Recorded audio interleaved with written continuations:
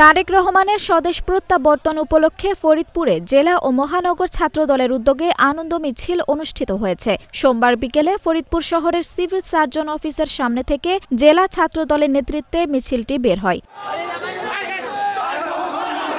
মিছিলটি শহরের গুরুত্বপূর্ণ সড়ক প্রদক্ষিণ করে ইমামউদ্দিন স্কয়ার চত্বরে গিয়ে শেষ হয়। পরে সংক্ষিপ্ত সমাবেশে জেলা ছাত্রদলের সভাপতি সৈয়দ আদনান হোসেন অনুর সভাপতিত্বে এবং সাধারণ সম্পাদক তানজিদুল ইসলাম কায়েসের সঞ্চালনায় বক্তব্য দেন মহানগর ছাত্রদলের ভারপ্রাপ্ত সভাপতি মুনিব ভাসান সোহাগ ও ভারপ্রাপ্ত সাধারণ সম্পাদক সাব্বির হোসেন সাদ্দাম।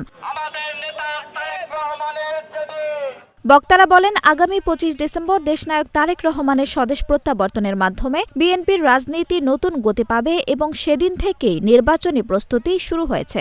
ছোটবেলা থেকে তারেক রহমানকে এমন ভাবে চিনি, তিনি কোনো হঠকারী সিদ্ধান্ত নেওয়ার মানুষ নন।